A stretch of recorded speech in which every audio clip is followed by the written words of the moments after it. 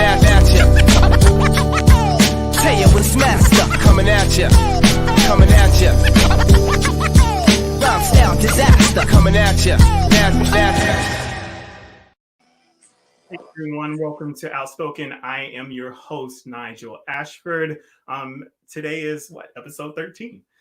Joining us are three awesome individuals who will speak on the topic of surviving divorce as LGBTQ. As we all know, same-sex marriage came possible for all of us in June 2015, but since then, how many people have suffered in going through the divorce after their I do's? Joining me as my co-host today is Brandon Kennedy. He will actually be talking to us from his LGBTQ therapist point of view, just giving us that RAM that I can't give you in those expertise and speaking on maybe the couples or the people that he's talked to who's going through those situations or who have gone through that. So joining me now as my co-host is Brandon Kennedy.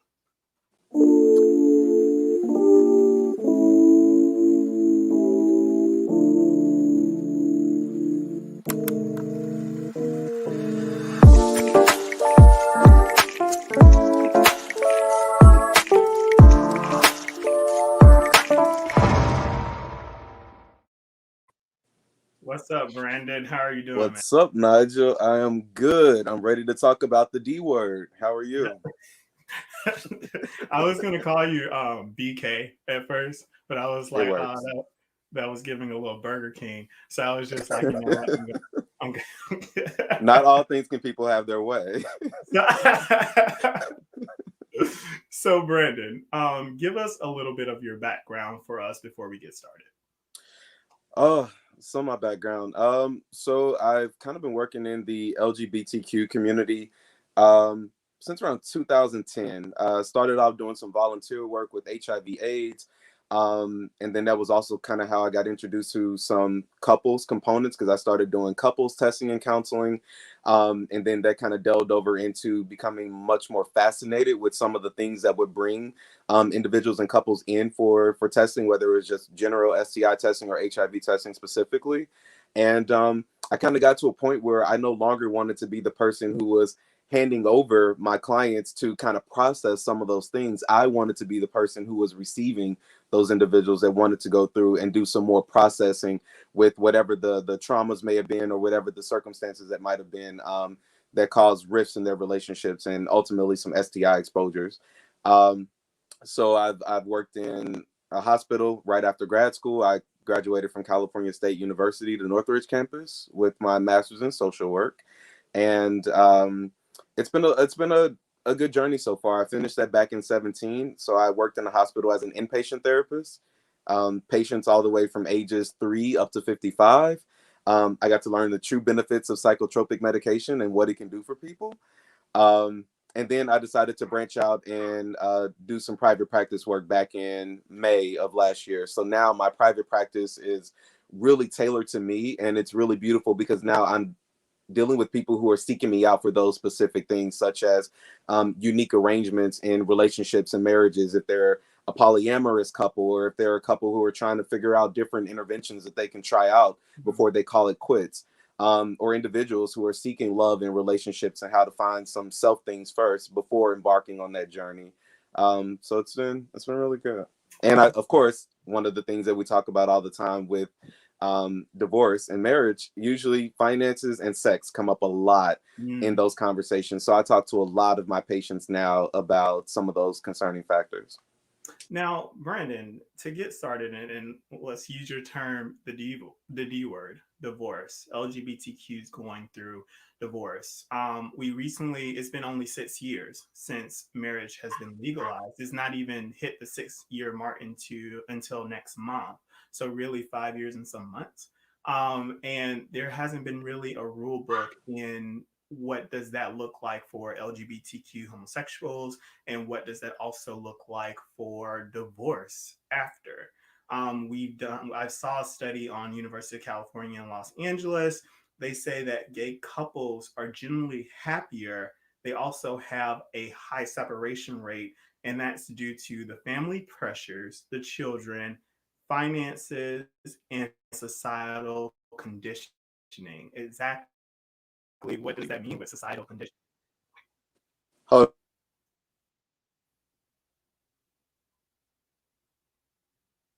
Okay, Brandon will be right back, guys.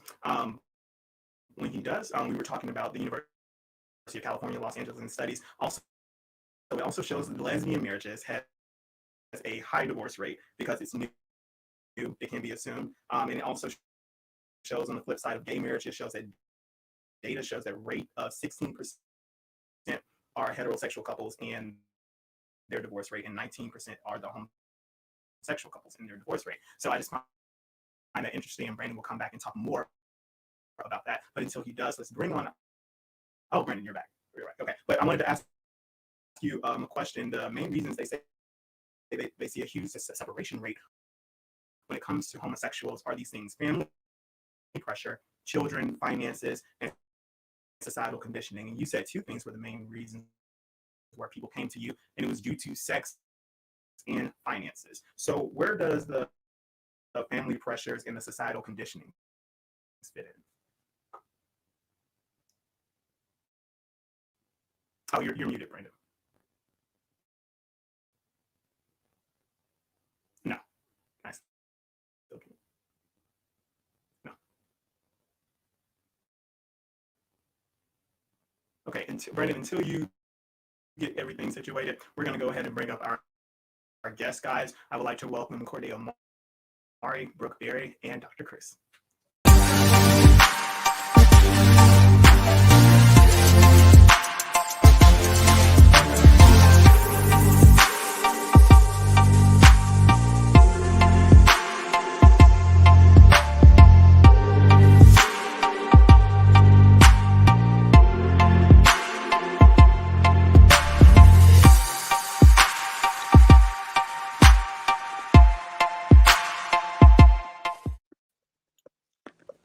Hey guys, how are you doing?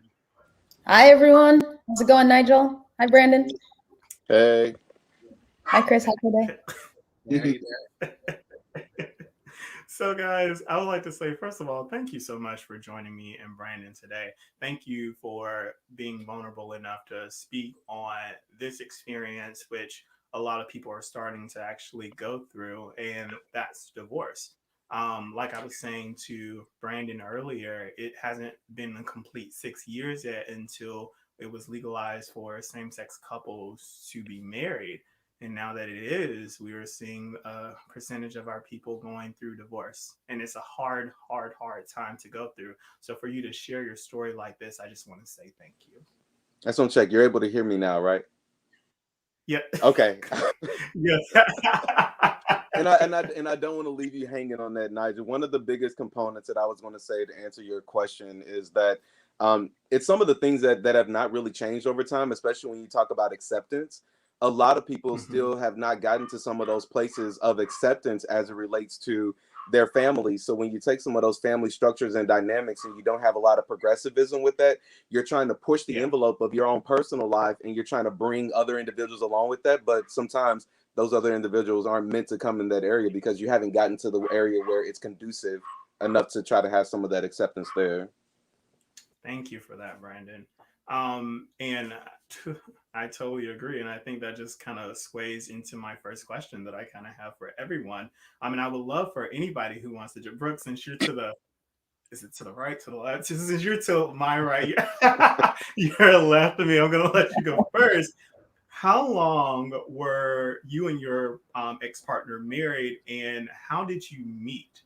Oh boy, get ready for this. First of all, I look 17. I'm going to look 17 for the rest of my life, but I'm turning 31 this month. And so my ex-wife and I actually met in high school. We were 17, so high school sweethearts. Wow. Fell madly in love. We didn't even like each other when we first met, but it just, those feelings progressed, and we definitely fell madly in love with each other. So, we had that adolescent breakup, get back together, that whole thing. And then we got engaged in 2013, and we got married by 2015, and then made the decision to get divorced at the top of 2019. Obviously became finalized at the end of 2019. So Yeah, single for the first time since it's been a long time. New to dating apps. Was never single with an Instagram, so it's a whole new world. Oh wow. You know what, Brooke? As a gay man, what are the dating apps for lesbians? I've been always been. Listen, I don't know that this is an official endorsement, but Instagram is probably my top. Oh wow. More powerful than just sliding it into the DMs. But it's interesting, Brandon, because I would say since being divorced, I've definitely embraced ethical non-monogamous lifestyle, and it's been a game changer. But I'm sure we'll get into that. So that's my story. Oh wow. Okay. Awesome. All right. I see you. Chris, CB, what's up? Uh, Chris got that beer game, y'all. Yes, the beer game is on fleek tonight. It just take my little shadow and just kind of like throws it to shame. I had to, because you know me, Brandon. I had long hair, and so now all the hair is gone, and trying to. You are refresh 180 right now. Right. Oh, wow. So, me and my partner, we met back in 2014. Okay. Got engaged in 2015 and was divorced in 2018. He was in the military, great guy, awesome. We're still friends to this day. It was a lot, a separation. There was a lot of stuff going on because he was stationed overseas. So we kind of grew apart in those 2 years that he was overseas while we were married. And so it's kind of hard to have a stable relationship with someone when you don't have that constant contact. And it's kind of, especially for LGBT community members, it's really hard for us to kind of keep that excitement, that engagement, that enthusiasm for your partner when you don't have that daily date interaction with that person. So, but we're still good to this day. We're good friends, just talked today. So it's probably going to live screaming and watching right now. So make sure I don't see anything negative about them. We're going to keep it clean and we're going to keep it positive. Let them know that. Positive trajectories. And Corday or Mari, man, how are you doing? I am doing good. Just glad to be here. Awesome. So tell me about yours. How long have you guys been together? And how did you meet? Well, we actually were together for almost 6 years. We were married for 8 months out of those 6 years before I decided to leave. I actually met my soon-to-be ex-husband through an ex that we mutually shared at the same time. We didn't know we were sharing this ex at the same time. So, okay. Yeah, it was a little messy at first, but... Now, do you think you guys said yes to the marriage too early, or did you truly know what marriage means? And you know what, Chris, I'm going to start with you with this question because I like where you're going with this too, Nigel. I got something that popped in my head when you said that question. Yes, because and Brandon, and I feel like where you're going too. So Chris, I'm gonna let you go first, and also to add on to that, Chris, to that question, did you do it because now it was legal? So no, there wasn't a rush for me because I've been engaged 3 times before I married the 4th one, which was my ex-husband. So that was very interesting for me. All the other situations just didn't feel right in some aspect. I knew that the person that I was with, they were good people. They just wasn't right for me. My ex-husband, I was madly in love with them. I felt like this was the person I want to spend the rest of my life with. But again, like I said before, when he was overseas and we got the separation, we realized we didn't know a lot about each other. We didn't know enough about each other to keep that variety and the spice in our relationship to keep things going. And so we kind of drifted apart, and it really made it relatively hard to try to say you're going to stay with a person when he did return home at some point. But I don't think I jumped into it too fast. And the term, it was a touch and go for us because he was in the military. And so when he was in the military, this is what happened. Like the weekend that they announced that gay LGBT people can get married, we had already planned to go to Vegas to get married because it was legal there, but not in Mississippi. So they literally on that Thursday, they was like, "Oh, you can get married or whatever." And then so we had already had the flight plans, had booked everything for Vegas, and so behind that, he came home. I had a friend who was a pastor, used to be a military person who was passing the military as well, and he married us here at the house. It was me, him, my daughter, the dog, the pastor, as well as my best friend was on the iPad doing FaceTime.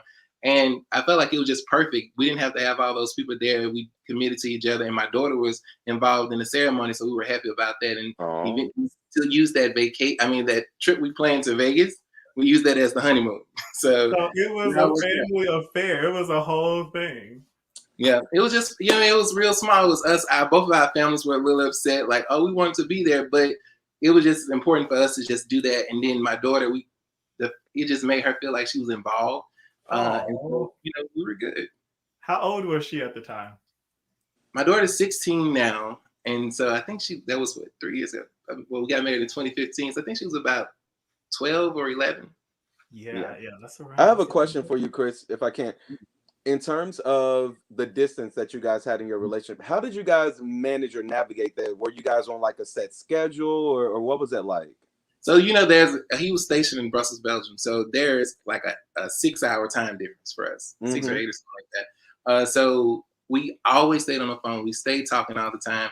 But here's the thing, the conversation you have to have and forced to have when a person's not physically with you, it opens up Pandora's box for a lot of the conversations that you otherwise probably wouldn't have had.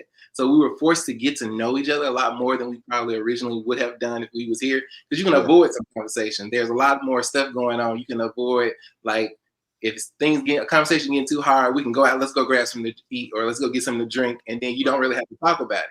Or there's fillers in the space. But when you have to be forced to have a conversation with your partner, and you have to make it make sense, like you're sitting there trying to find conversations to have. And I'm wondering if you might have had some of those conversations as well too. So I like to talk about things that we call intentional dating.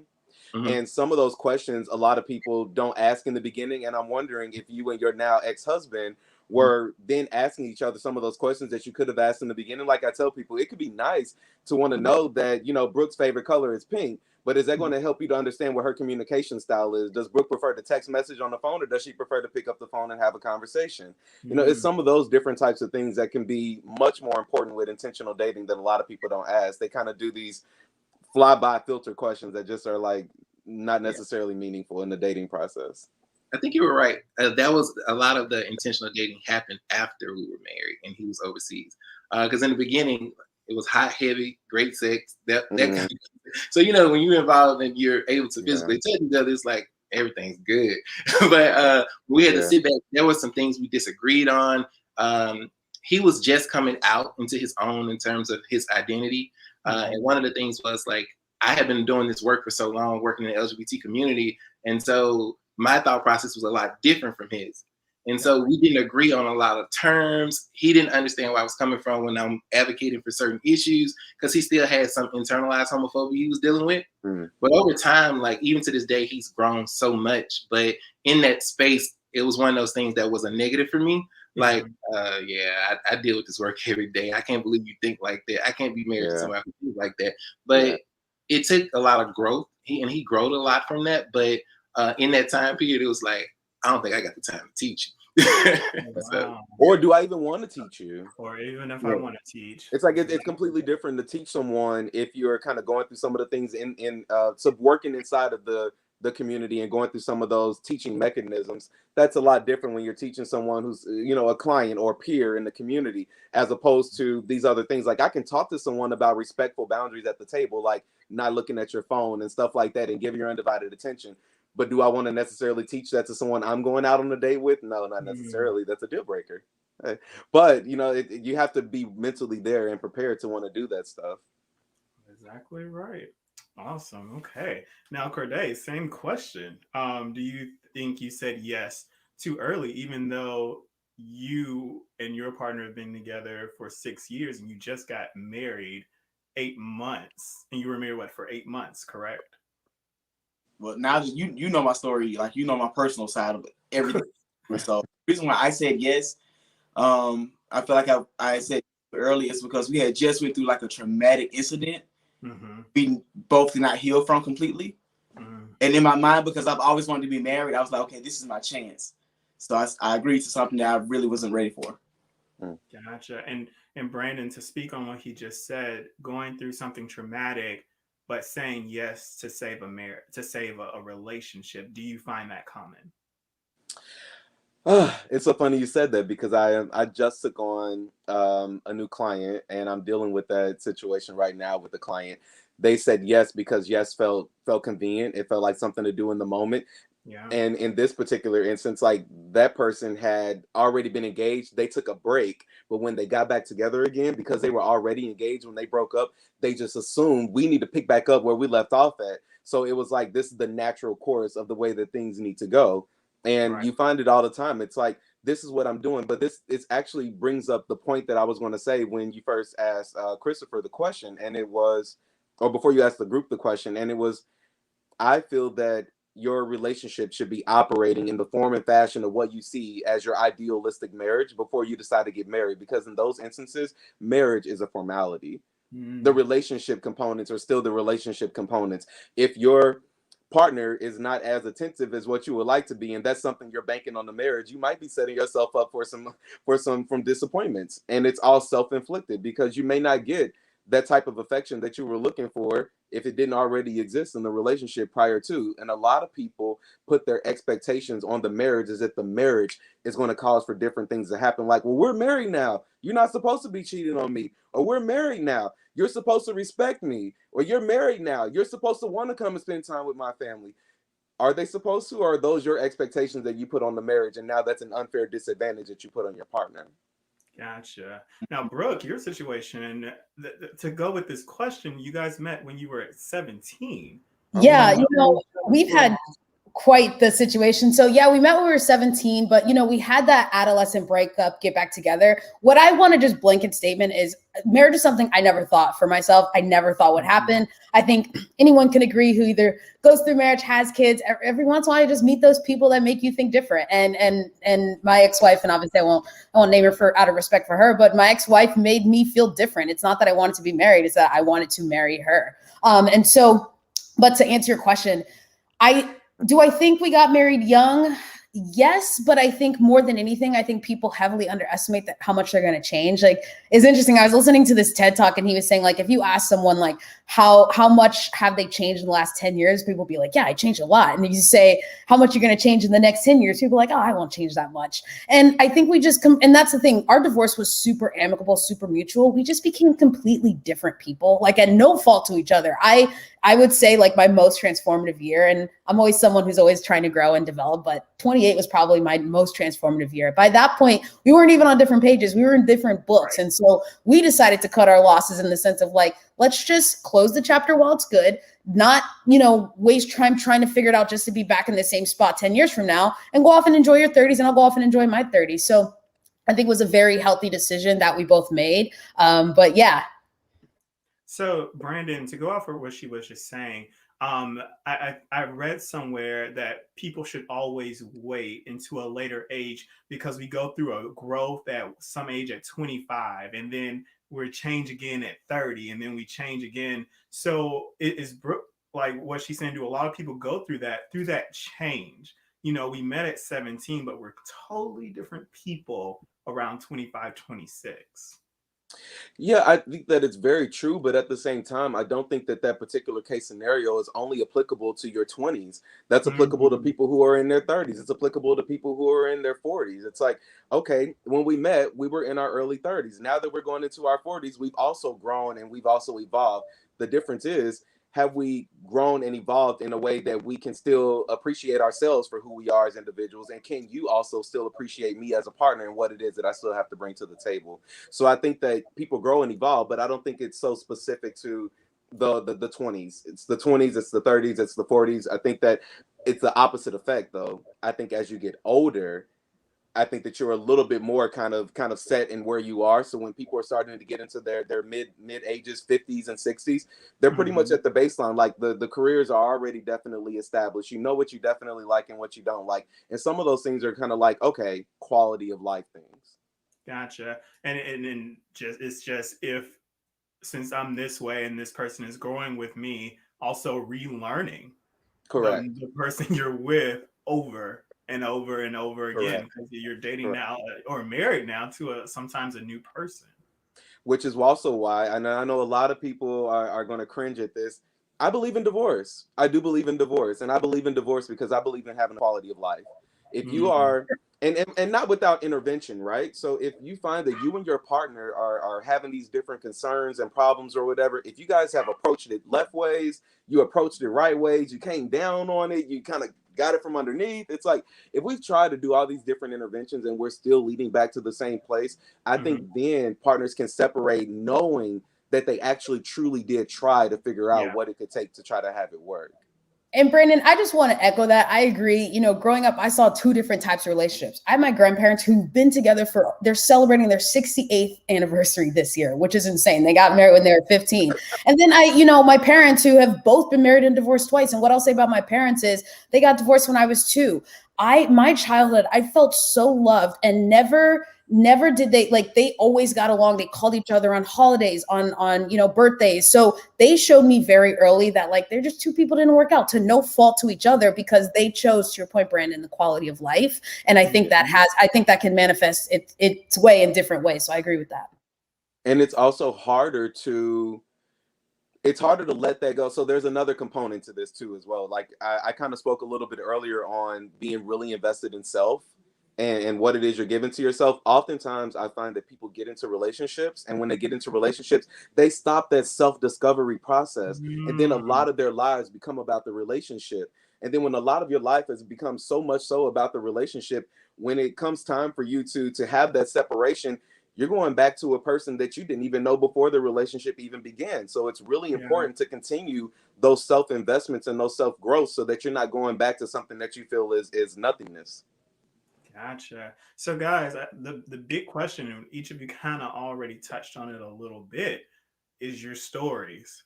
What situations, what events, what all took place for divorce to even be put on a table as an option?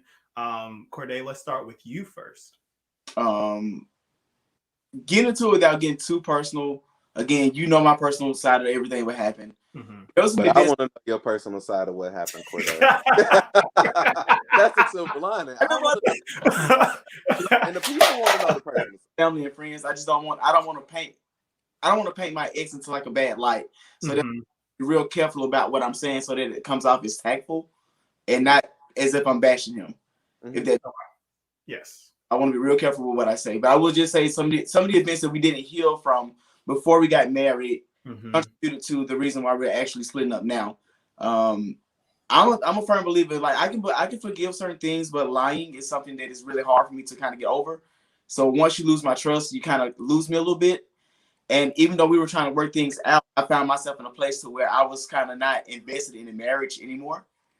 So it was a contribution of that, and then I was chasing the dream at the same time. I really wanted to get into acting real heavy, and I didn't get that support. And it was kind of one of the things that kind of broke us, if I can say that. The last major argument that we had was when I was getting ready to leave out to go film in August. Okay. Film a movie, which is the same night I actually left the marriage.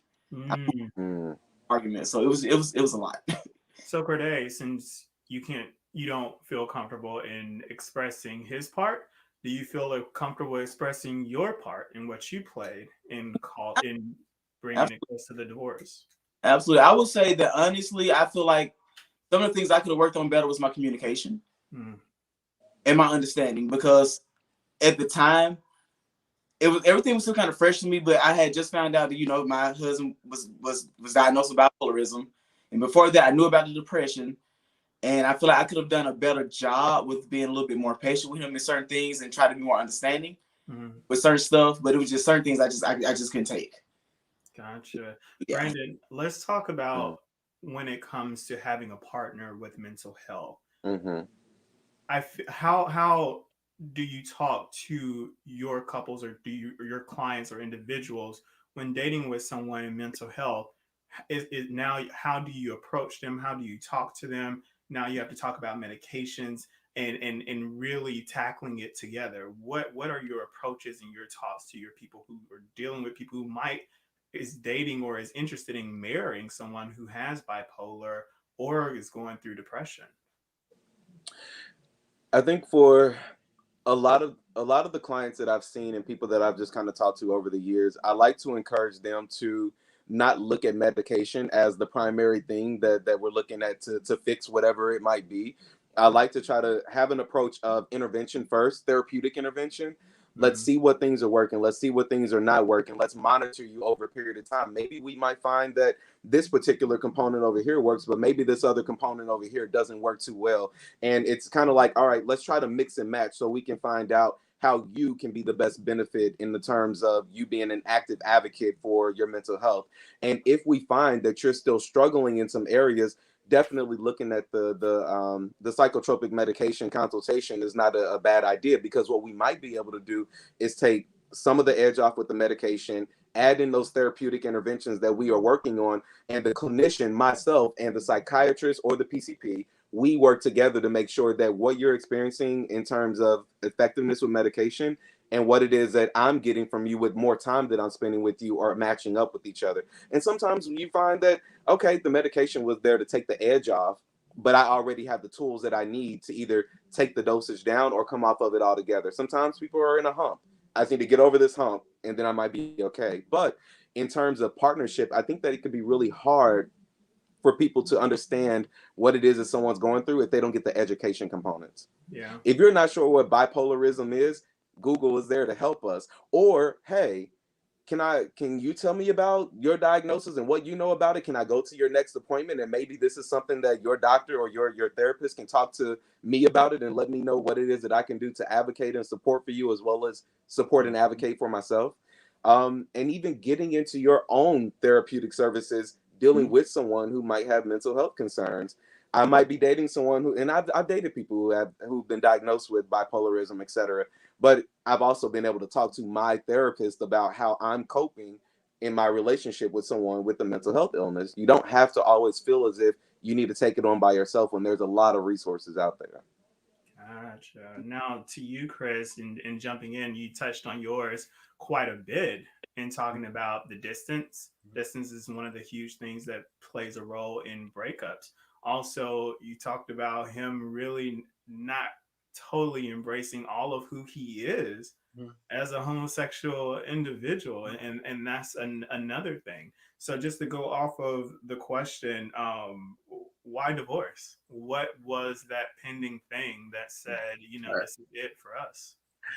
So the divorce was, first of all, to say what I did in the relationship, I'm saying the communication again was most definitely important. We did not have a good communication strategy for how we dealt with a long distance relationship, especially with someone being overseas and someone who is really coming into their own, because he was significantly younger than me as well. And so giving him the opportunity to grow in his own space.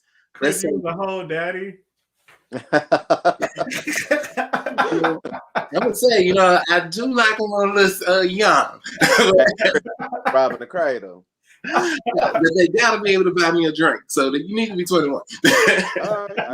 But being honest, like I was not as patient for me for his development, to allow him to be the person that he needed to be and grow into the person that he needed to be. When I realized there were signs of things that I really wasn't comfortable with, then I decided to make the decision to call it off. It was a lot of hurt feelings. It wasn't an immediate saying, let's leave this alone. We had conversations about it. We talked about different ways to make the relationship work. We talked about marriage counseling. There were so many options that we had to try to make this relationship and this marriage work. But in the end, it came to a point where we realized none of those things were ever going to make this particular relationship work. So we needed to separate. And as adults, and that's a great thing, even though he was much younger than me, I appreciate him about his maturity level, is that when we decided to call it off, it was so amicable that my daughter didn't feel like she was losing another father or missing somebody out of the relationship, that we still were able to function. He still engaged with her. My family still engaged with him. I still engaged with his family, and we were still good and solid. He continuously, I help him out with his schoolwork because he worked on finished up his master's degree. So it never stopped us being friends, but we did recognize that as adults that like this relationship is done, and it's okay to say it's done. It's okay to be able to walk away from a situation when it's not working, but you have to be adult enough to say, this isn't working for me. We're going to continue to, if we stay in it, we were going to hurt each other. And that's honest. Yeah. Now, Brandon, I'm not a believer of long distance relationships, but people try to make it work. I just feel that sometimes you actually really need to be there with your partner to work things out. I think Chris said in the beginning, certain talks that had to and needed to be had in person. Once you leave this phone call, you really don't know how that other person is feeling. How do you really assist your clients with long distance relationships, and what things and mechanisms or like resources do you give them to assist them with this? So I don't necessarily know if there is a one size that fits all, if you Mm, will. And when it comes to trying to figure out relationships and distance, I don't think that it's any different than trying to figure out relationships that are in person. How mm, often would you like to see a person? I think those are some of the intentional dating questions that could be asked. Okay, let's acknowledge the fact that we're dealing with a long distance relationship. What do you think you could be comfortable with in terms of how often it is that we're seeing each other and how often it is that we're talking to each other? Kind of ping each other for that feedback, and you, based off that alone, you can probably see if it's going to be a fit or not. Somebody might say, oh, I think once a month is good for me. The other person might say, oh, I was thinking that maybe we might be able to squeeze in once a week, but I was going to come here or you're going to come there. But everyone has their different strokes for what it is that's going to work for them. And then when you're looking at long distance relationships, the main thing that I find most often that's the issue is mhm, finances. mm, People may want to have a long distance relationship, but they don't have that vulnerable conversation with each other about what can we actually truly afford that would allow for us to see each other at whatever interval of frequency that we want to see each other at. So I think if you can start the conversation off with, this is what I think I may want. If you guys are on the same page there, I think that it leaves that extra room to come back and say, you know what? I thought that seeing you once a month was going to be okay for me. I think that I want to see you a little bit more often now that we've kind of picked up a little bit, leaving open room for things to change, because things are going to change as things evolve and grow. Nothing has to stay the same. And I think that the stifling part with a lot of distance is that there's this regimented, thing for it has to be the same. We agreed to once a month, so it's always going to be once a month. Well, once a month right. may not necessarily work out as matters of the heart go along. Gotcha. Now, Brooke, everybody followed your whole relationship on YouTube. Before this interview during this week, I think I was just watching like it was a little show. And then here comes the episode of we're about to get a divorce. Yeah. And it shocked a lot of people. And I think just going off of our generation, we see the happiness. We see these episodes of you guys together and just look so lovey-dovey. And just to see this episode, then like I guess then after you were just asking what happened, because they look happy. You were telling my family too. Everyone's like, what? It did happen pretty quickly. Yeah, so it's interesting. Like once we actually started to have the divorce conversations, it happened really quickly. We didn't. I'll say I didn't in 2018 thinking 2019 was going to kick off in a divorce at all. Like it just wasn't even on my brain. And it's interesting hearing everybody's stories because I've probably touched almost all of them. Where it's like, growing up as an adolescent in love, like of course there was infidelity. We did do long distance. She lived in Las Vegas. I lived in Arizona for a good chunk of time. We had all of these trials and tribulations that I think, especially as someone growing up, it manifested this idea of like, oh wow, look at this, all of that we've overcome. We're supposed to be married. Like that's clearly because we've overcome so much. And mental illness was also a factor of that. So my ex-wife had bipolar 2, PTSD, and severe anxiety, and that was interesting because, and again, I in being respectful of her privacy, there was an incident that happened, and then she became aware of her bipolar, and then we kind of didn't talk about it for 3 years, and then we reconnected. What a lot of people don't know is we literally broke up in 2010 and we didn't talk for 2 whole years. So she had a whole separate relationship. I was doing my own thing and we came back together in 2012 and again, engaged 2013 and all the rest. But she comes back to me. She's like, remember when I said I had bipolar? And I was like, kind of. So she wasn't even medicated at that point. And medication was a conversation. Like I was of the mindset of like, I feel like when you're on medication for life. So no rush, do it when it makes sense for you. She had a conversation with a psychiatrist and it really did change her life. So the medication helped her. I think it completely dulled her as a a person. I feel like she felt like a shell within herself almost. I think she felt kind of dead inside. It's really awful to say, but when it comes to the education piece, like that's an area that I really immersed myself in. I'm someone who likes to better understand all kinds of people, so I want to understand. I'll never be in your shoes. Please paint the picture for me. And so, you know, even when it comes to talking about that stuff, like I remember it'd be hard for her to talk to me as her partner about this stuff. So I introduced this concept of best friend Brooke, and I'm like, hey, it's best friend Brooke here. What's bothering you that you don't want to tell wife Brooke, you know? And she completely opened up in a completely different way. So we found just creative ways to communicate and get creative. Wow. So what I'll say about our relationship, and this is why it was shocking for you and a lot of people, we have been through a lot, but talk about doing a 180. Our relationship was actually insanely healthy for everything that we've been through. It just got to the point where we were just different people. And I've always had a firm grasp on what it is that I'm kind of out to do. And I know she's discovering what it is she's passionate about. So kind of just separating the we to focus on the I, as Brandon mentioned, I think was really pivotal for us at that moment. And it was, you know, no ill will, but the last thing I do want to say on that point is what's interesting. You asked the question, like, why divorce? I can sit here and maybe point to a couple things, but that's one thing I'm learning after the fact is you really start to go through your head after the fact of like every little thing. You're like, oh, maybe that isn't what. And what I'll say is you'll never really know all of the sacrifices your partner made. I'll never know. No matter how much I wrap my head around trying, I'll never know all of the little sacrifices she made along the way. And she will never know all the little sacrifices I made along the way. And so that's been interesting, kind of like thinking, you know, 2 years later and then things resonating differently than they did even 2 years ago. That's deep, Brooke. I think that's really deep. And to piggyback off of what you just said, one of the things that I try to get my partners and couples to understand is that as you're trying these different things in your relationship, you're trusting that your partner has your best interest and the relationship's best interest as well too. Regardless if we're trying out like, okay, we're going to try opening our relationship up to having some sexual fluidity, or we're going to try to be a little more patient. You won't necessarily understand everything, and it's not for you to understand everything, but it is for you to still feel as if your partner has your best interest in however it is that they're choosing to move. 100%. Awesome.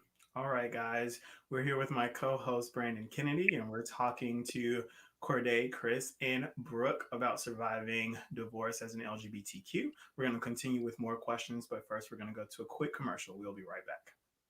It's time to step up, prep up. Step up, prep up. To help keep you free from the risk of HIV. From the makers of Truvada, there's another PrEP option, Descovy for PrEP, a once-daily prescription medicine that helps lower the chances of getting HIV through sex. It's not for everyone. Descovy for PrEP has not been studied in people assigned female at birth. Talk to your doctor to find out if it's right for you. Step up for health and body. Prep up for your one and only love, or many loves. For kings, this queen, and you royals in between. For my now. Our now. And my future. Our future. Step up, prep up. Descovy is another way to prep. Descovy does not prevent other sexually transmitted infections, so it's important to use safer sex practices and get tested regularly. You must be HIV negative to take Descovy for PrEP, so you need to get tested for HIV immediately before and at least every 3 months while taking it. If you think you were exposed to HIV or have flu-like symptoms, tell your doctor right away. They may check to confirm you are still HIV negative. Serious side effects can occur, including kidney problems and kidney failure. Rare life-threatening side effects include a buildup of lactic acid and liver problems. The most common side effect was diarrhea. Tell your doctor about all the medicines and supplements you take, or if you have kidney or liver problems, including hepatitis. If you have hepatitis B, do not stop taking Descovy without talking to your doctor. Ask your doctor about your risk of HIV, and if Descovy for PrEP is right for you. Words are loud, but actions are louder. Step up, Prep up. With Descovy for PrEP. Get help paying for Descovy for PrEP. Learn more at stepupprepup.com. Style disaster coming at you. Hey guys, welcome back to Outspoken. Brooke, I really want to say I just loved everything you just said about your entire marriage. Like I just couldn't smile. Even when you were talking about the divorce part, I was just like, I want to ask Brooke, just going off of like the things you were saying, like your friend Brooke or best friend Brooke, what were things that you did within your relationship to try to make it work? And that's including counseling, being supportive, and those little pocket of sacrifices you talked about right before we went to commercial. Yeah, so we definitely did do therapy. Like I said, I'm someone that loves to push the boundary of my perspective. I love better understanding myself. I understand that life and who we are ever changing. So, we definitely did that. I think she was hesitant to it at first, just the idea, of course, of just sharing your entire self, but she definitely embraced it. We didn't do it as consistently, but, I would say probably one of the most important things in any relationship is to really try to not keep tabs. And I know it's hard, especially as so many years go on and you really feel the heaviness of, like you said, the sacrifices, everything you've done, and does that weigh up to everything that they have done? And you try to not keep tabs, but really not keeping tabs in relationships and just literally giving 110% of yourself every time, despite what the percentage your partner is giving. That's the best that anybody can do. So again, like, it's doing the little things that it's not about bragging to her to say, hey, I did this thing for our relationship. So like, where's that thing that you need to be working on? No, it's all you can do is look within, because regardless, at the end of the day, like, you can't control external forces. I can't control what she does at the end of the day. I can't control any of that. All I can do is look within and just do myself to show up as my best self. And that's the best you can do. Gotcha. Corday, I want to start with you with the next question. I know you talked about right after your marriage, you guys got married in hopes that it will fix something that was going on in your relationship. But one thing that you did speak on is hindrance. Some things while you were married, you were unable to do. It was hindering from you doing some things in your life, like with your acting. So did your marriage ever feel like a cage or ever feel like a prison for you? I wouldn't say that it felt like a prison or a cage, because I still had the choice to do what I wanted to do. But out of respect for my relationship, I always conformed to what my husband had going on, if that makes sense. I always wanted to try to make sure that I didn't like add any extra stress or pressure to like upset him or to cause us to get into any type of disagreements or arguments. I just wanted to try to do whatever I could do to keep the peace in my house. So a lot of times I would kind of just shy away from doing the things I really wanted to do, just to make sure we maintain a happier home, if that makes sense. Gotcha. And what about you, Chris? Same thing. You got married to a man across seas. You have the beautiful daughter. You have the family. But after that, did it ever feel like a cage to you? No, the marriage didn't feel like a cage. I would say that the pressures from external forces, you kind of hit on that earlier, was the caging for me. The work that I do here in Mississippi around the LGBT community, unintentionally you become this whole mentor or this person that people idolize or they look at for advice, and so now you're carrying this burden of a community on your shoulder. That, like, because we were like the first couple here to get married in Mississippi. Like, they said you can get married, we were already gonna do it anyway, then so we were the first one here to get married. So it was like, now you have that extra added pressure on trying to make your marriage work, even though you know some things are not right. You're not completely happy in the situation, but you're trying to make it work so other people can have something to say, okay, it worked for them, it can work for me. And then we also didn't want the LGBT community to be looked at like, okay, we gave them the right to get married, now they're getting divorced. See, we told you we shouldn't have gave it to them in the first place. So that was the concern in the back of our heads, like, are we making the right decision for ourselves and the community? Because it's not just about us at this point. There are other people who are like depending on us, but ultimately we had to realize, like, your personal life is your personal life. No one is putting all this pressure on heterosexual people to determine, like, you stay married for a whole community. So when it came back to us, we made the best decision for us. But I will say that my family, they didn't want us to get a divorce. His family didn't want us to get a divorce, but they understood that we were like going through some stuff and we were really hitting the pavement with our unhappiness. But now, everybody's good. But again, the pressure's from the outside, not so much from being married to that person. Now, Brennan, let's talk about those outside pressures. I was like, he just hit on something that I feel like a lot of married LGBTQ people feel. We was granted this 5, almost 6 years ago. And we see so many people on Instagram, Facebook just look so beautiful together. And they have these outstanding and fabulous weddings. And sometimes they also do the videos and taking the pictures. And then they also feel that pressure of, we have to not only stay married for ourselves, but for other people. I mean, how do you take everybody else out of that situation?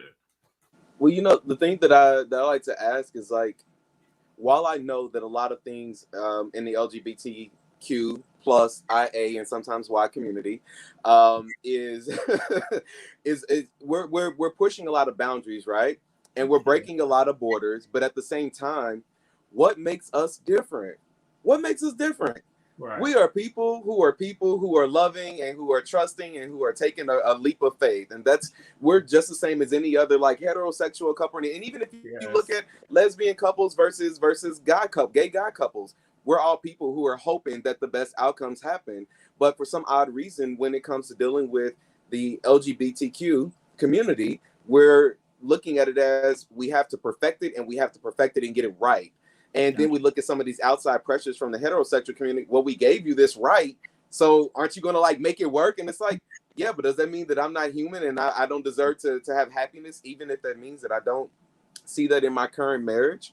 And I also think that for all of those, and I encourage a lot of people who are going to put their marriage on display, if you will, put all of it on display and all of its authenticity. Like some of the things that we're hearing Corday and Brooke and Christopher talk about, like those authenticities we don't hear enough of, because that's where you get to the real core of what's actually going on inside of some of these relationships. But sometimes we find that we can't find some of those happy endings, or we did find a happy ending and the happy ending was us separating.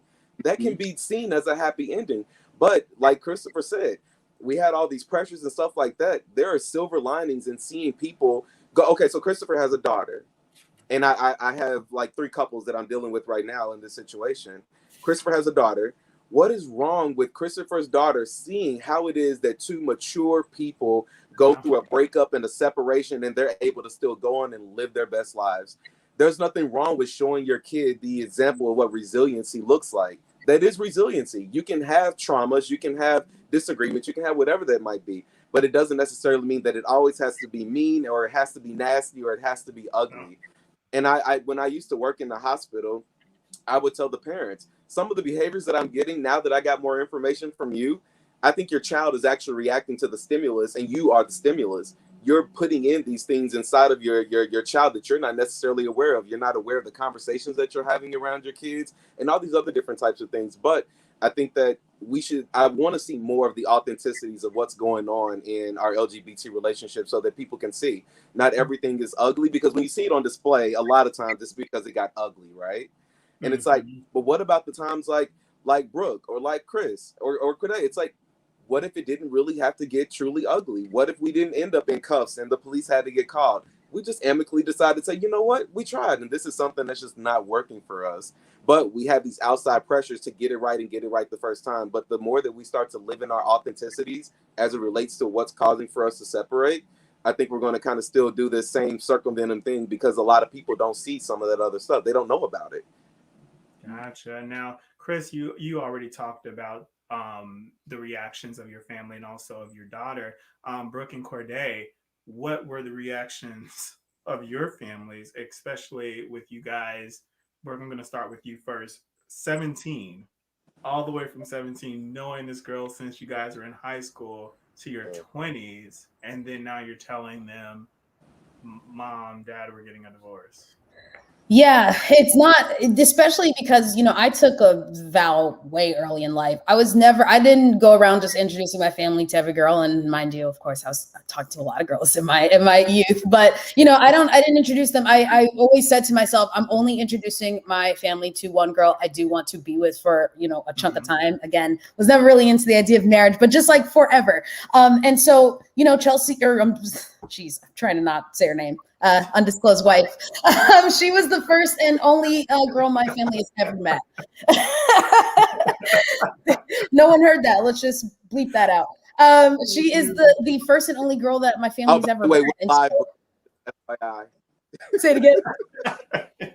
We're live, Brooke. We're definitely live. Yeah, really. It's live. It's okay. No one heard it. And so, you know, it was definitely a shock to them, more so just in the sense of like, again, it's the only girl they've ever met, the only partner that I've ever introduced them to. And so for me to do so speaks a lot about the relationship. And they saw how mature we were in terms of just how we approached our relationship. So they were sad. They understood, especially, again, you know, my mom's been divorced. She gets it. But they were surprised because they really liked her a lot. And like her family really liked me. So like we all really did get along. So of course they're losing, you know, a daughter, so to speak, but they got it. Gotcha. And what about you, Corday? Well, for me, when I first told my parents, my mom, she took it a little bit tougher than I thought she was gonna take it, because she loves me. Well, he's still technically my husband, so I'm gonna say husband, but she loves my husband. So like they talk all the time, they would communicate. So it was kind of like she was losing a son. And with my dad doesn't really show a lot of emotions. I know it kind of upset him a little bit because he had grew a close bond with my husband too. But I would say the good thing about our divorce is that we still remain good friends. Like we talk to each other every single day. We text every day. I was just with him earlier. So it's like, it's not as bad as it could be, but they were a little bit upset at first. I would love to know, did any of you guys kind of lose yourselves in the relationship? Lose your individuality? Did it ever stunt your growth? Did you ever feel that you were trying to be someone to make this relationship work, which took the track off of you growing yourself? I'll jump in there. Yes, I think, you know, we wanted to explore our eyes without being trapped by the perception of who we were as a couple.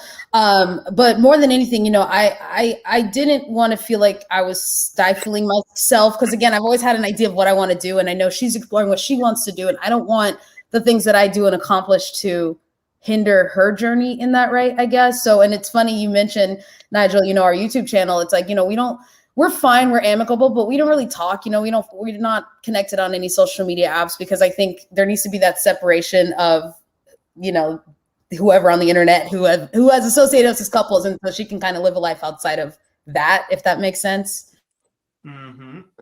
Yes. What about you, Corday?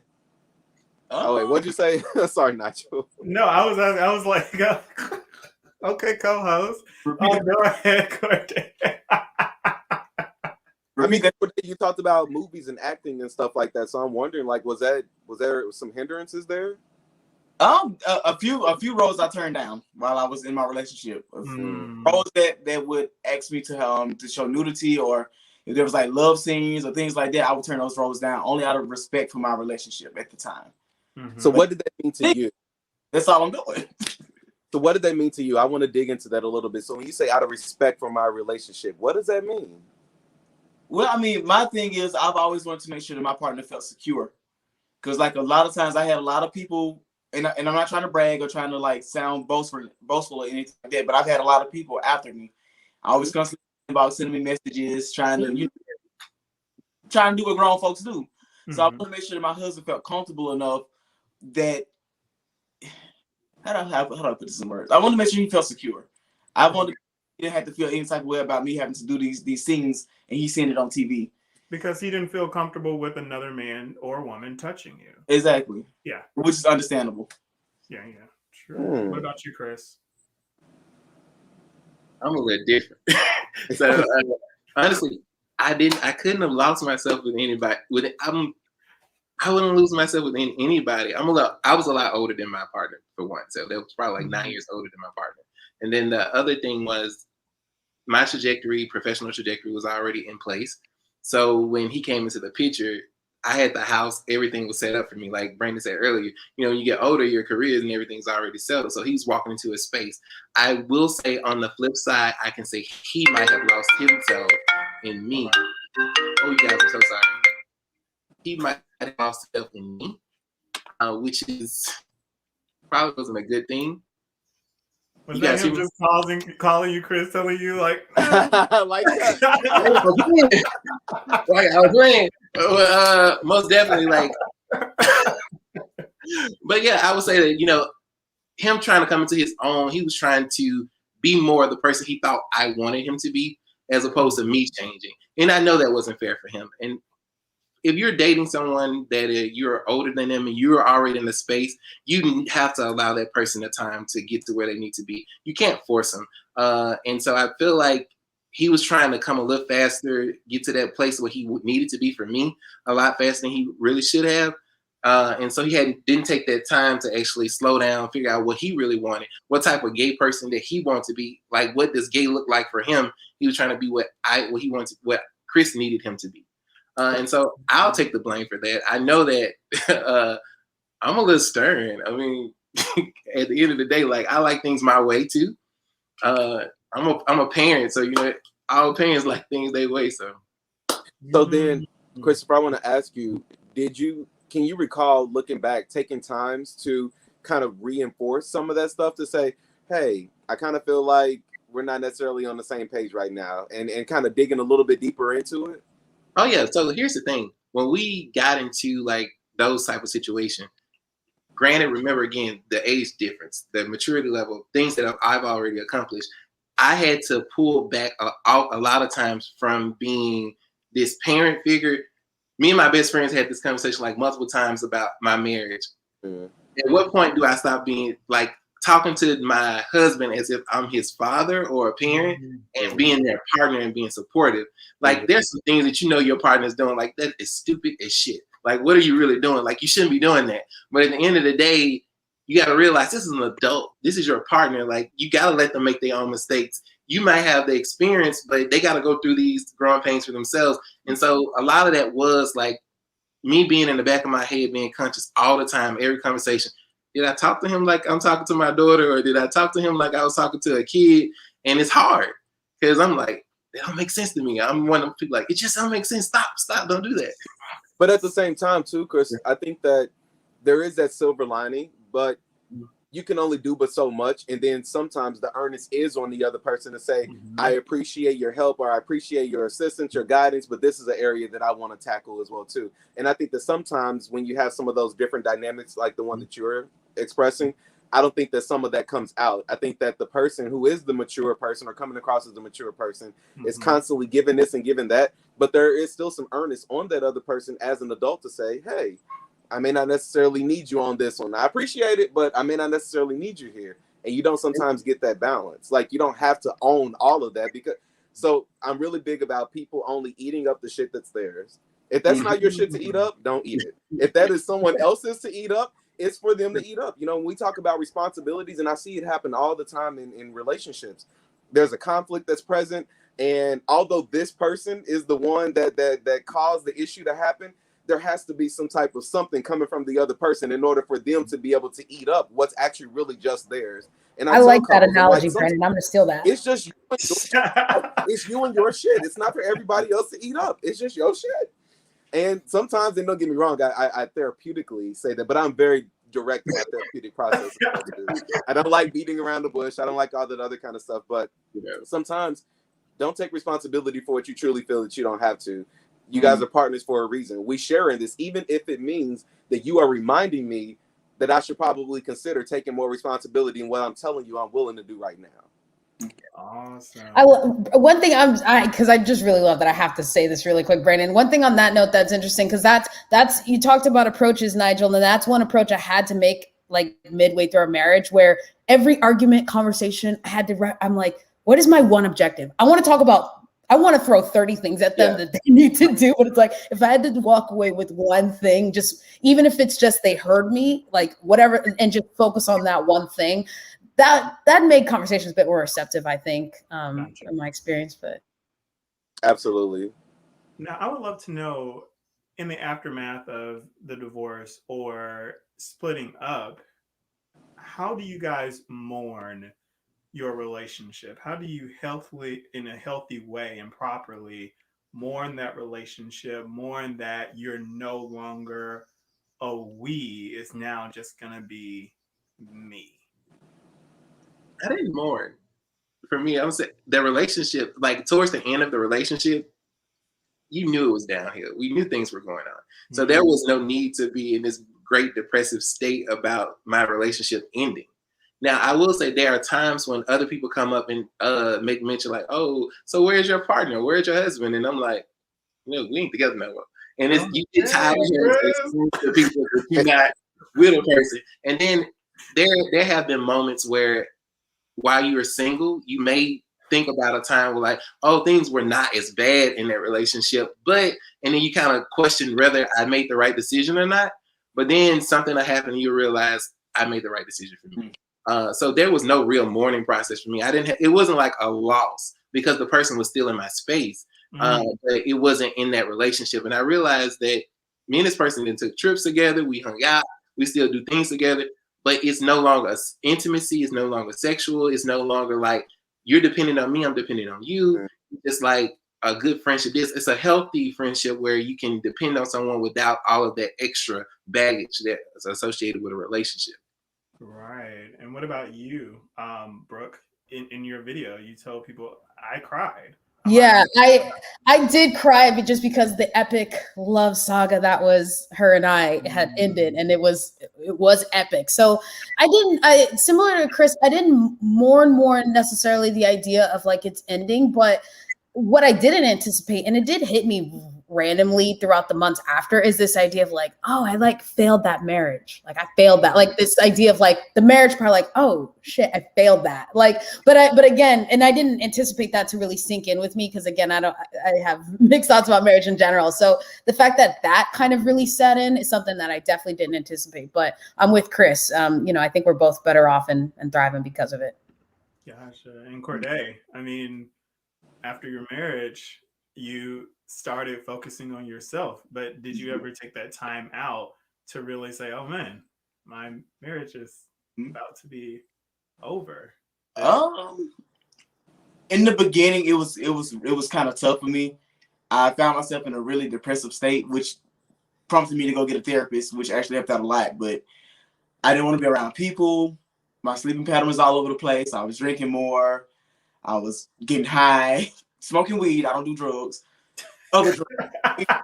By the way, actually, that's a whole nother. What's the difference, really?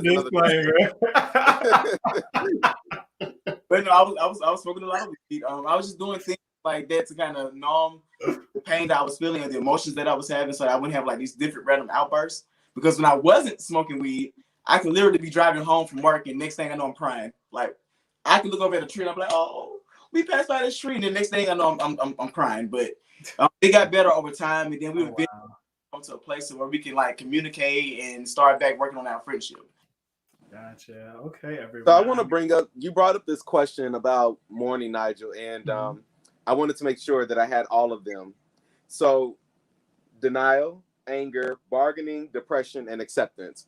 Those are all the stages of grief. And I want to challenge all three of you to really consider if you actually did mourn, but if you actually mourned in a healthy way. Because it sounds like acceptance was a good portion of all of the stories. It was like, no, yeah, maybe, yeah, is this really happening? I don't know. Or because there had been some times where you were angry about, I might have been angry. I might have been pissed off. Was there a depressing moment? There probably could have been some depressing moments, but I think that sometimes we're going through those stages and we don't really realize that we're going through those stages, but we can clearly see that there was some senses of acceptance that came along with all of that. And grief doesn't always show itself in these traditional forms and fashion. Oh, I was crying all over the damn place or whatever. Even like kind of like Corday said, oh, I went and had some drinks, or I went and smoked a few joints or something like that. It doesn't happen that way for some people. For some people, the mourning process is actually accepting and moving on. Like it can happen that way. Now, Brandon, would you say those are like a recipe almost in how to end your divorce or how to end your relationship and what is working for you? Say that one more time. Would you say that's like almost like a recipe in when ending a divorce, you need to go through these things, your steps? I think what I'll say is, regardless if you don't remember the steps and if you feel like you never touched the steps, intervention. If you feel like you have truly tried to do everything that you can, you're going to feel good about the decision that you made. And even if you're reflecting on this decision 3 months or maybe a year after it happened, you're going to be able to remind yourself, I made this decision for a reason. And that is why I was comfortable with it then. And that's why I'm also still comfortable with it now. And I'm also not a person to say, not ever. Sometimes people are not meant for right now. It doesn't necessarily mean that things can't happen later on down the line, because people grow, people evolve, people change. The maturity level I might have felt that somebody didn't have because they didn't care about their credit score or what they may have wanted in the future may not be that same person in another 5 years or so, or 7 years. I can still have all those other components that I liked about you, but now you also encompass this other component that you really didn't have that was a deal breaker at the time. Deal breakers don't always have to be forever. Gotcha. All right, guys. Again, we're here with Brandon Kennedy. We're here with Brooke. We're here with Chris. We're here with Corday. We're going to go through to a quick commercial. Then we'll be right back. I'm going to ask them a couple more questions. So please stay tuned. For people living with HIV, keep being you and ask your doctor about Biktarvy. Biktarvy is a complete one-pill, once-a-day treatment used for HIV in certain adults. It's not a cure, but with one small pill, Biktarvy fights HIV to help you get to and stay undetectable. That's when the amount of virus is so low, it cannot be measured by a lab test. Research shows people who take HIV treatment every day and get to and stay undetectable can no longer transmit HIV through sex. Serious side effects can occur, including kidney problems and kidney failure. Rare, life-threatening side effects include a buildup of lactic acid and liver problems. Do not take Biktarvy if you take dofetilide or rifampin. Tell your doctor about all the medicines and supplements you take if you are pregnant or breastfeeding, or if you have kidney or liver problems, including hepatitis. If you have hepatitis B, do not stop taking Biktarvy without talking to your doctor. Common side effects were diarrhea, nausea, and headache. If you're living with HIV, keep loving who you are and ask your doctor if Biktarvy is right for you. Rhyme style disaster coming at ya.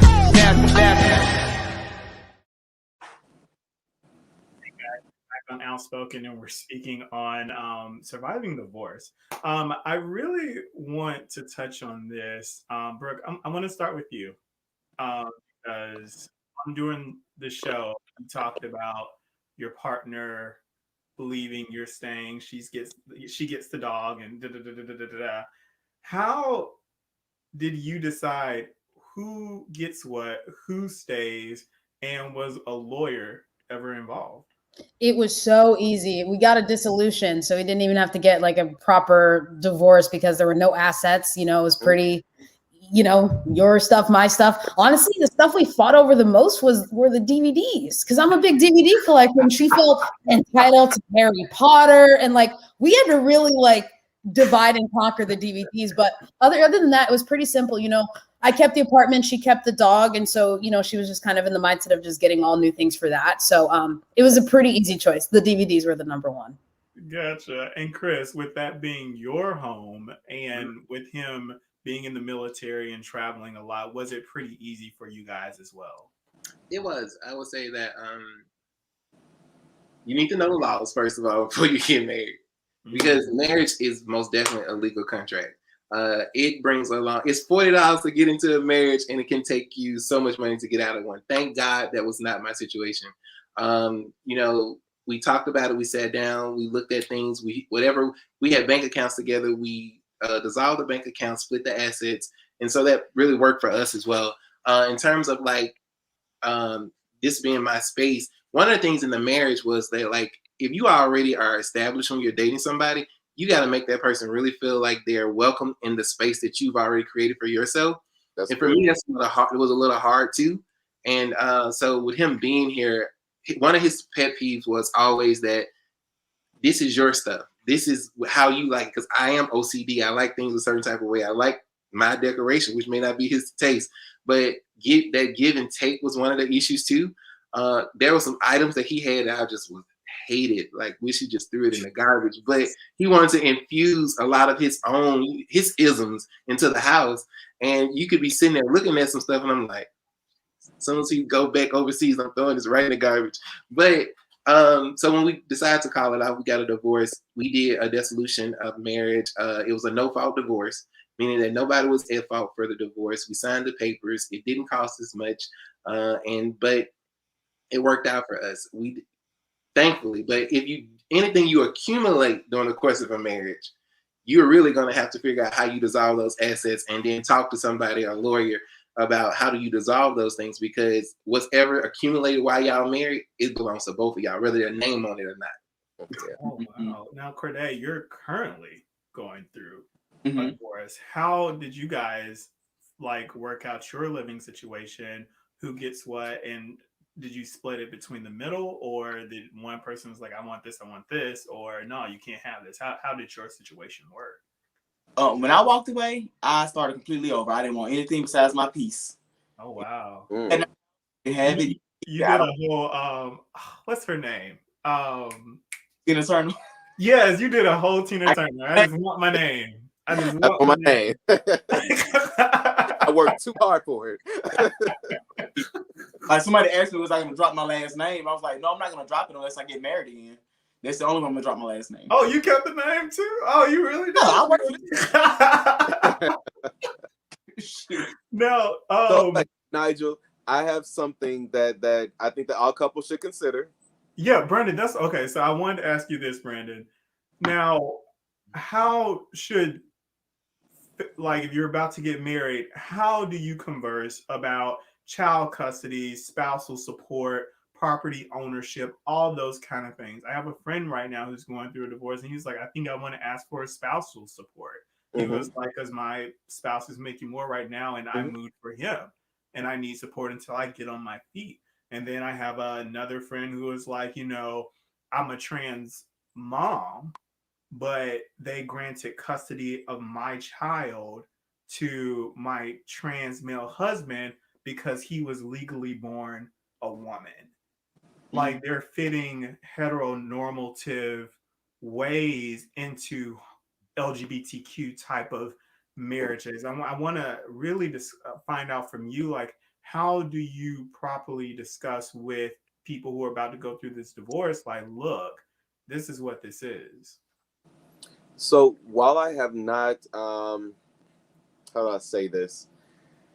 I don't know the ins and outs of those specific cases that you just mentioned, because I have done, I've done parent coaching, and with parent coaching, I have been the person to have to go to the court to say, Judge, I feel that this person has followed all the steps to get their child back, or I feel that no, this person is not necessarily ready yet, but we're making progress. Maybe let's touch base in another, couple of months or so. So there's a lot of intricacies that are involved in terms of why it is that custody may go to one parent or the other. But I do know that basic needs are usually at the top of the list in terms of finances, roof over a head, meals, all that other kind of stuff. Do you have the job structure that could allow for it? And if you don't, do you have childcare that's already set up and idealistically? So there's a lot of different components that go into why it is that a child may go one way or the other one.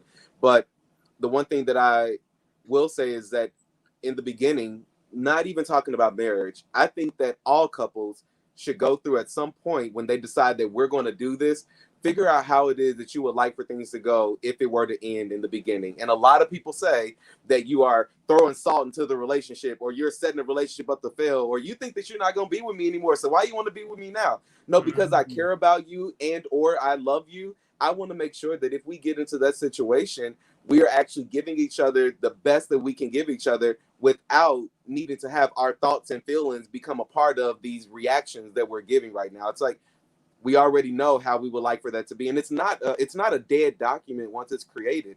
It's a live working document, and it continues to be, kind of like what Chris was saying earlier. When you are married to someone, or even not just married, you're in a relationship with someone, you get a house, you get a few cars, you decide to start some businesses, you have all these other different components that are coming into play. But when those components come into play, they weren't there in the beginning. So you go back and say, okay, let's add this into it. And how would we like for this to go? And we're not doing this because we are preparing for our marriage to end. We just want it to end in the best way possible without having our feelings make the decisions for us, which are very reactionary most of the time. Gotcha.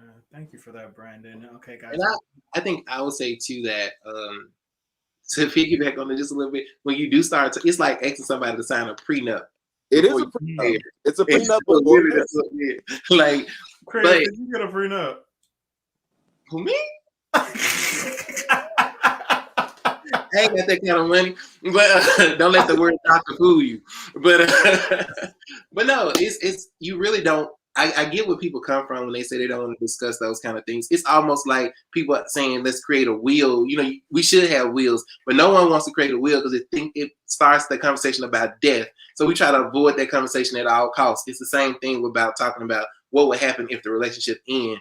And so nobody really wants to talk about that. What I do suggest that for couples to do in terms of if you're going to decide to divorce, go through mediation before you go to a lawyer. Figure out what you have and how can y'all end this amicably. Because if it gets ugly, especially if children are involved, then it becomes something bigger, and then you guys may never can walk back from some things that are said or done. But mediation really helps in terms of, understanding where the other person coming from. Me and my daughter mother, when we had our daughter, and instead of going through the courts and figuring out how we were going to develop custody and figure out who we're going to get her this time and that time, like what we were going to provide each other in terms of support, we talked about it. We sat down with a mediator and said, what do you really want? How much time do you need? And we came to understanding, and it worked. The reason it works is because everybody's sitting at the table and it's open honesty, and you don't want the courts to get involved. No one should want to feel like you're mandated to do what's right. Yeah. Right. And with what Christopher said, it has now allowed me to see another milestone that I want to do professionally, because I tell couples in the very beginning when I'm starting to see them, it is not my job to help you guys stay together. It's not my job to help you guys break up. It is my job to help you realize why you got together and see if who you are today are still quality components that want you to stay together again. So with that being said, if we get to a place where couples are deciding to split, I offer to assist them in that process. If you need to talk to me, if you need to grieve about something, if something seems like it's unfair or unjustified, but therapeutically, I have my limitations of things that I can't necessarily go or into. So it's like, I don't know, if somebody's saying, oh, I want to have sex, but every time I have sex, I feel like I can't get it up. Okay, well, talk to the doctor first and make sure that's going okay.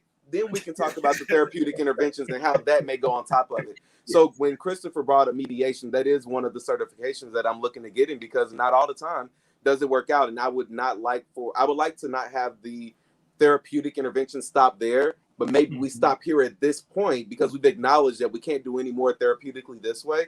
But in terms of mediation, you can. And mediation, especially when you're looking at finances, you could pay a mediator maybe $100 an hour or $150 an hour. It's a lot less than what you're going to pay for an attorney and what you're going to deal with court costs with going to court for your divorce. Amen. Y'all heard Brandon, get a mediator. Get a mediator. Right. Well, Chris started it. I just piggybacked off of it. I don't believe him. It's cheaper to keep. We are not advocating what Christopher is saying right now with cheaper to keep. Okay, guys. Final 3 questions. After all the mourning, Chris did mourn, but after everybody else mourned and y'all were good, how did you finally start back to dating and getting back out there and trying to meet people or possibly find love again?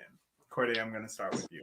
Well, I have not started dating yet, only because I'm in this process of making sure I heal first. I don't want to carry my baggage into another situation. Nobody else hurt. However, I have a couple of casual encounters here and there, but I am not seriously dating right now. Brooke, what about you? You got this pink hair and you don't care? Pink hair, I don't care. I love that. I feel like that's my new Instagram bio. But yeah, for me, like I said, it almost a little bit after, I've been thinking about non-monogamy a lot, but after, I would say during quarantine, I really did a lot of homework. I read a lot of books, talked to therapists. I just really did my homework, and I found a partner who is open too, but haven't found someone to like really dabble into it. So I'm currently partnered in an ethical non-monogamous relationship. So, we have dates, we do our thing. We just have really strong communication. And honestly, this is the healthiest dynamic I've ever been in my entire life, which is crazy. Oh, wow. I love it. So, Nigel, what we really need to do now, too, to piggyback off of what Brooke said, is we need to have a whole thing about what that is and why people find that non-monogamy works for them or why it doesn't work for them. I will gladly sit on that panel. And the one thing I'll say, too, is, I think it was new. Like I said, Tinder came out when I was already in a relationship. So dating online is interesting, which is crazy because I do work in social media, obviously. But like I said, I've never been single with an Instagram. So the thought that someone could be talking to me because of any kind of that's a whole weird thing that I have to navigate. And that's just different. So yeah, I just have to figure out who's here for clout and who's here for like really connection. So yeah. Right. What about you, Chris? Ooh. Oh, you know where we're coming to. You're quite natural. Brandon, you didn't even get. You let Brooke like put a period. Okay, Chris. That guy. Y'all got me crying over here. This is a commercial segment, right? Dating has not been an issue for me. Like after the divorce, Chris got it, y'all. Chris got it. It is not been an issue. It is not an issue because life goes on. Like I'm in the mindset that you can't wait around and I would say I closed off the idea of ever getting married again. From 3 engagements, then a marriage. Well, before engagement, then a marriage. Then so you're looking at like, do I really want to be tied down to somebody? So currently I'm dating someone. It's an awesome person, love them to death. But we're having the conversation right now about whether we're ever going to cross that bridge. That's something that they want. And I'm a little hesitant about it. I'm not closing the door on it, but for me, it's like, but why are you? Because for me, it's the legal thing. It's not about whether I can spend the rest of my life with someone. For me, it's more about that piece of paper that says someone owns rights and property to you. Like if I die tomorrow, I may want something to go somewhere. If I don't do a will, this person gets everything. So for me, that's what I'm looking at in my head. But when I say I love this person to death, they're awesome, they're great. My family, like everyone is truly engulfed this person. But so I'm working on me. I'm gonna say that. How old is he, so Chris? Nigel, Chris brought up a really good component. Before you say that, how old is he, Chris? Nigel, hush up. I did not stand by the playground at the school park and get out okay? But they are 28. Yeah, 28. Okay. But we're not asking how old Chris is, so we're gonna move right along. Let's not do that now. We're gonna move right along. I'm still in my prime. How about that? Okay. All right. We know. Yes, you are, Chris. Yes, you are. But Chris brought up a really good point, and a lot of people don't think about it. And while it is that you may, people may not necessarily want to go the marriage route. I'm dealing with a couple right now, and one of the conversations was there's a business that's involved in the relationship, and there are some other like medical care concerns, and it's like, well, no, I want to still make sure that if something happens, I don't want to fight your family over what this might be. So you can easily go and get some of those agreements done with an attorney to still have all of those components that a marriage just kind of like automatically gives you, but just outline what it is that you want. And actually, it's a really healthy way around the marriage components. If you don't want all the other legal legalities that come along with the marriage, go and talk to an attorney about outlining those specific things that you're concerned about, whether it's finances, whether it's health or whatever. You can get all of that stuff outlined without needing a marriage to give you what you want. Gotcha. Brooke, what is your advice to same-sex couples, especially lesbian couples, when it comes when they're thinking about getting married, and what is your advice for them when they're thinking about getting a divorce? Yeah, I mean, marriage is tricky for me because I think if I had to boil it down to where it's tricky for me, is it goes back to what Brandon said. I'm not sure I'm into the whole formality of it all. I think a relationship can manifest in so many different ways, and there's no sort of formal way to kind of tether that down. Like he said, it's not like, oh, get married and then you respect me more. Get married and then you love me and you'll never think about anything else. It's like that's just not true. And I think giving the space to be who you're going to be in the moment, you're like, really take yourself at face value and really take your partner at face value for the people you are in that moment. And so long as you do that, you'll know the time when it is to get married, and you'll know the time when it is to get divorced, if that makes sense. And I think, I think as everybody on this chat said, it's like, it's totally okay. It doesn't have to be this negative thing. It's a beautiful thing. If the chapter, however long the chapter is going to be, let it be what it's going to be. And that's my advice. Awesome. Chris, what is your advice for individuals who are either older or much younger than their partner and they want to get married to their partner? And I'm even asking for, you can ask Corday. I've dated men in their 50s and I'm 28.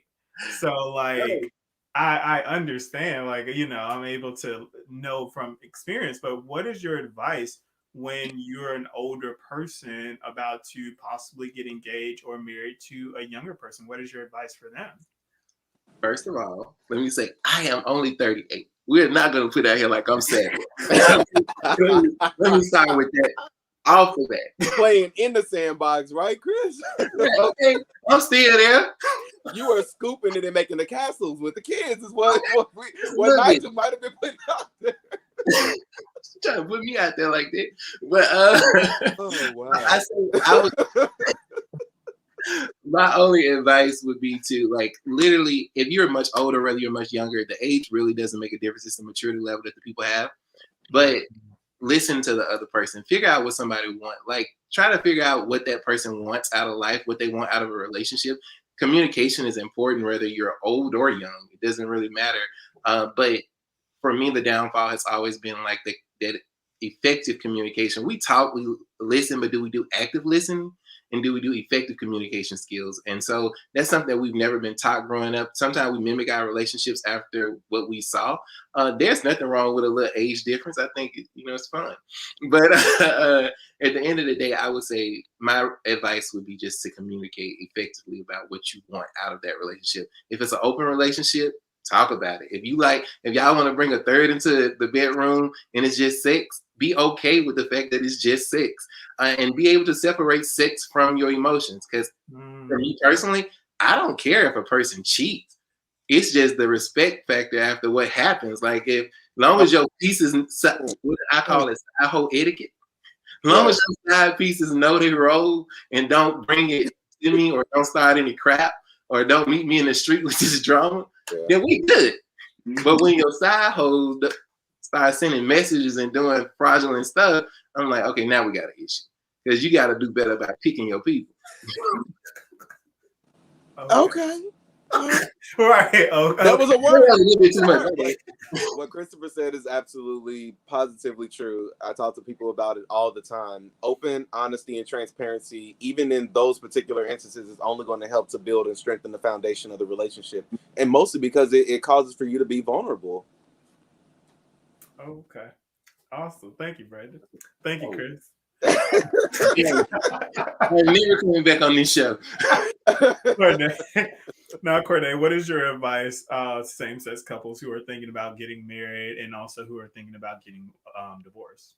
Make sure that you're ready. Don't feel like you have to be pressured to do something that you're not ready for. Have those open and honest communications with your partner. Just be open-minded to the whole process. And if you are getting ready to get a divorce, make sure that you're doing everything you can to avoid that divorce first, whether it be couples therapy, or either y'all just sitting down together, just having open and honest conversations with each other. I think the key to both before marriage and going through the process of divorce, the key is communication. You guys on the same page. Awesome. Okay, guys, final question. Who are you after the divorce? Who are you as a person now after the divorce? Corday, since we ended with you, we'll start with you. I am still learning who I am after the divorce. Well, still going through it, but I'm still learning who I am after leaving a relationship, because I was with my person for almost 6 years. So a lot of who I was kind of centered around who he was as a person. So right now, I'm kind of in this space where I'm adventuring, I'm experimenting with a few things and just kind of venturing out and just doing my own little thing right now to kind of figure out who I am as a person. Gotcha. Brooke, what about you? Who are you? I am someone who just lives in the moment and just, I think life is really about the small moments. And for me, I approach life with this idea of like, when I'm 80, reading back the book of my life, I want to smile. And it's like, I want to smile, I want to cry, I want to do it all. So it's like, me and my ex-wife, that's a great chapter. I can smile. And there's so many more chapters that I'm going to dive into. So yeah. Chris, what about you, buddy? I don't know. I'm still figuring it out too. Like, the older you get, the more you learn about yourself. Like, every day is a new day. Donna, you may wake up in the morning and decide you're a totally different person than you were yesterday. An experience can happen in your life from one day to the next to change you, and you'll be a totally different person. So I'm still figuring that out. Awesome, guys. Thank you so much. That concludes our show. You got a question. I don't want nobody misunderstood me. They asked the question about whether I said it was okay to cheat. Chris is like, let me go back.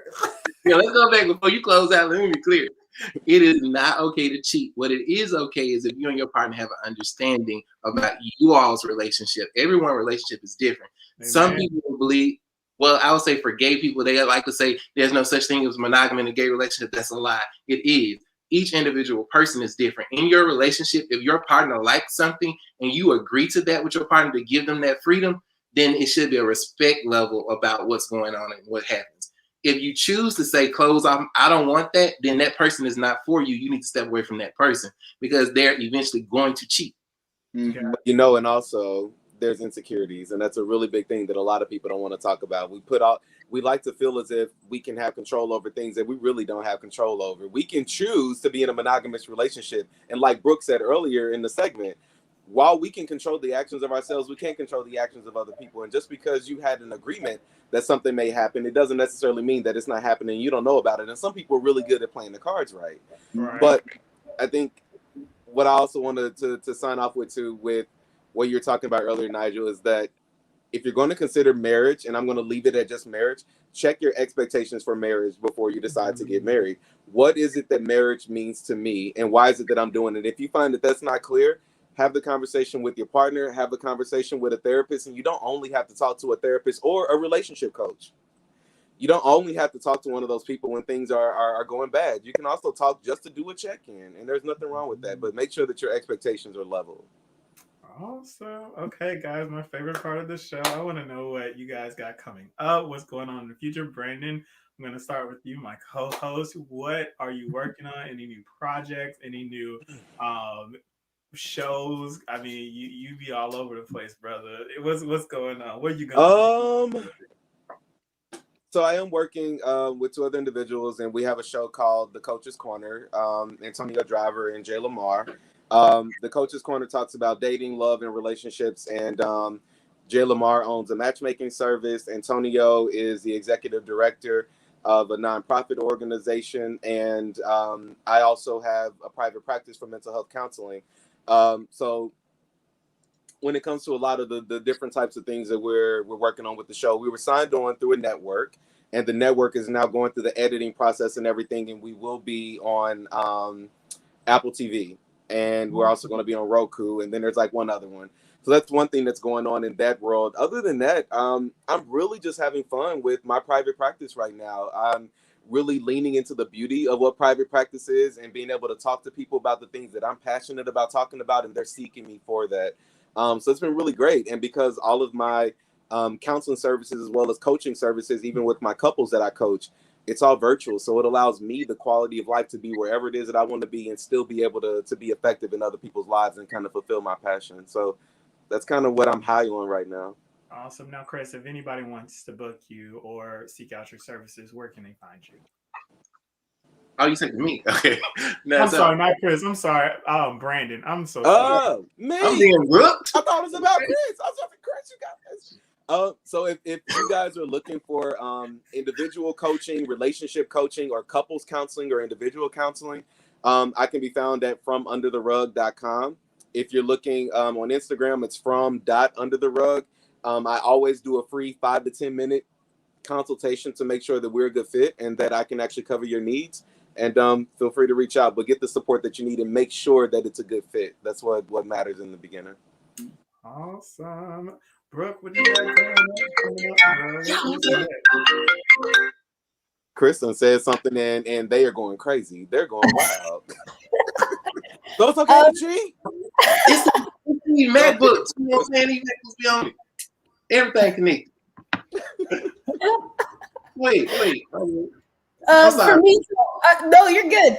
So for me, I just, I joined Snapchat a couple months ago. So, just deep into that, meeting with creators, educating them on all things Snap, bring them into the fold. So yeah, just deep into the Snap world.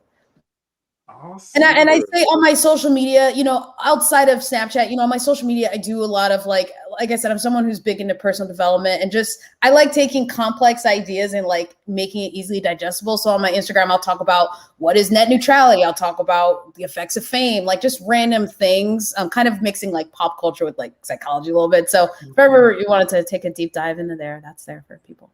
Awesome. And Brooke, when I come to LA, we have to go to a cosplay event. Please do. Please, I will take you around. I was telling Corday because Corday said he hadn't been to LA too. So when you guys get out here, we got to go to the Abbey. Can I get the cosplay? Yeah. I'm a big Game of Thrones fan. Is probably what he's referencing. So I like to dress up as Jon Snow as often as I can.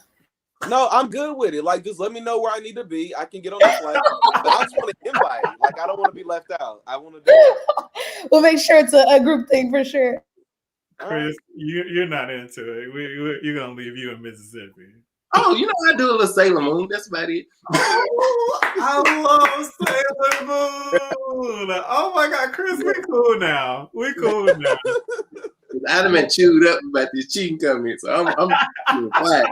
I'm just gonna wear my panda bear outfit, and we're gonna call it a day. That's all. My panda bear. Corday, what you got going on? What you got coming up? Tell the people. Oh, well, I have a few projects that are out right now. One in particular is Porn and Popping. You can find it on the Watch ACTV app exclusively. We just premiered episode 4 tonight. That was produced and written by Wesley Henderson and Devon Forbes. It is loosely based around a dark company based around the porn industry. I have another show that's out now. We shot our pilot for it. It's called Welcome to Dundral Heights. And it's actually out on YouTube, but it's coming soon to Hulu, Roku, and Fire Stick. And I have a movie getting ready to come out later on this year. I don't know the exact date. That's called Undercover Redemption. And then I have another show that's coming out in June called The Realness Behind the Crown. I'm not sure exactly where it's going to be streaming just yet. I know for sure it's going to probably be on YouTube. And I am actually in the works right now working with something for Netflix. But we'll talk about that later on. Look at you. Awesome, Corday. I see you. You somebody carry your bag, you know what I mean? Right. Yes, right. That black So drinks are on Corday then when we all go out in West Hollywood. Yes. And my Portia voice, who said that? I got you. Oh, Nigel, what do you have going on? What's happening? Oh, I've never been asked that. This show. So next week we are doing a cooking segment that I want you guys to check out for. We've done it 2 months ago or a month ago, but we are going to be hanging out with another individual who was on a national known baking show who is also LGBTQ. He's in Chicago, so we're really excited about having him. We're going to also do a future show about my life as a hermaphrodite. So one who's born with both vagina and a penis, and talk about their situation, especially when they're going through it as LGBTQ as well, and how that plays into the realm. We're going to be talking about everything about interracial dating within the LGBTQ realm. We're going to be talking about Nigel, I want to be on that show. Thanks. We're going to be talking about also racism within the LGBTQ realm as well. So we have a lot of big shows that are coming up. Recently, I was in one magazine that just issued in April, and I'm in another magazine from Atlanta that is going to issue in June. So we're doing some pretty big things, and I'm working on an LGBTQ children's book as well for gays, lesbians, and trans individuals. So Outspoken is really working really hard to make sure we create even more space for you all. So yeah. So you're not busy at all? No, totally not. He's totally not busy. On top of my main job, yes. So yeah, guys. Thank you so much. Thank you, Chris. Thank you, Brooke. Thank you, Corday. Thank you, Brandon. Brandon, I'm glad you're finally here. Y'all, last show, Brandon was supposed to be on, but he had a flight. But this brother was trying his best. He brought the Wi-Fi. He was going on a flight. He got on the airplane, purchased the Wi-Fi, and tried to do the show while on the plane. It was a whole thing. So I just want to say thank you, Brandon, for being able to join us this time. We really appreciate it. No, thank you for having me and even thinking about me for it. So I appreciate it. Awesome. Okay, guys, thank you so much for our guests. Also, thank you to the viewers for joining us tonight. This has been an awesome episode of Outspoken Season 2, Episode 13.